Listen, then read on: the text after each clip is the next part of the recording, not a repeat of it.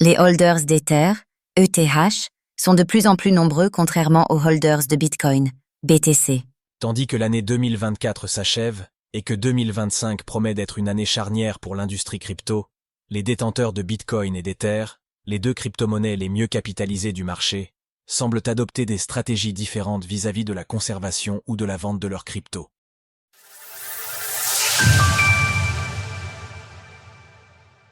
Les holders d'Ether se multiplient, contrairement aux holders de Bitcoin. Au sein de l'écosystème crypto, il existe plusieurs profils d'investisseurs.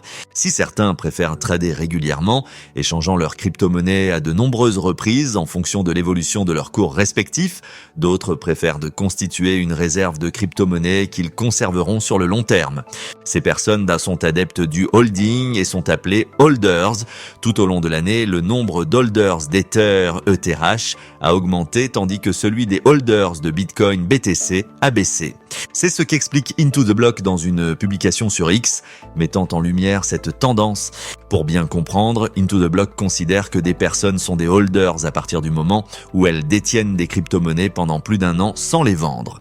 Ainsi, sur l'ensemble des détenteurs de Bitcoin, près de 70% d'entre eux pouvaient être considérés comme des holders en janvier. Au fil des mois, ce chiffre a continuellement baissé pour atteindre 62,3% au 30 décembre. Au contraire, le nombre d'holders d'Ether a augmenté, passant de moins de 59% en janvier à 75,1% à la fin du mois de décembre. Comme on peut le voir sur le graphique, le nombre d'holders d'ETH a même dépassé les 80% entre septembre et octobre. Quelles sont les raisons qui peuvent expliquer cette tendance ? En ce qui concerne Bitcoin, la baisse du nombre d'holders s'explique assez simplement selon l'analyste Ger Van Lag. Entre le début et la fin de l'année, le cours du Bitcoin a grimpé de près de 120%. Cependant, cette hausse a loin d'avoir été linéaire. Les holders, conscients de la forte volatilité du Bitcoin, ont été plus enclins à vendre lorsque le prix de la crypto-monnaie atteignait des sommets, cherchant à tirer des bénéfices avant une éventuelle baisse. Le meilleur exemple est celui qui s'est produit au début du mois de décembre. Le Bitcoin a atteint son ATH à 108 135 $, connaissant une période d'effervescence avant de voir son prix chuter quelques jours plus tard. Aujourd'hui, il se négocie aux alentours des 93 000 $, soit 15 000 $ de moins qu'en décembre. Selon Ger Van Lagen, le Bitcoin franchira de nouveau la barre des 100 000 $ et pourrait même atteindre les 200 000 $ bientôt. Pour ce qui est du cours de l'Ether, les investisseurs semblent confiants. La crypto-monnaie a connu une année en dents de scie, franchissant une première fois la barre des 4 000 $ en mars pour retomber sous les 2 500 $ en octobre.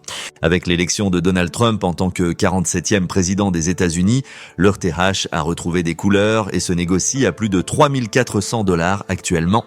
Certains analystes parient même sur un pomme de l'Ether en 2025, lui permettant d'atteindre la barre des 10 000 $. La crypto-monnaie peut également compter sur la bonne fin d'année des ETF Ethereum Spot qui intéressent de plus en plus d'investisseurs.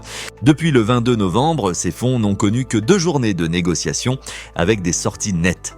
Ainsi, durant 22 journées, dont 18 consécutives, les ETF ETH Spot ont généré des flux nets entrants quotidiens, leur permettant d'atteindre les 2,7 milliards de $ d'entrées nettes depuis leur lancement. Retrouvez toutes les actualités crypto sur le site cryptost.fr.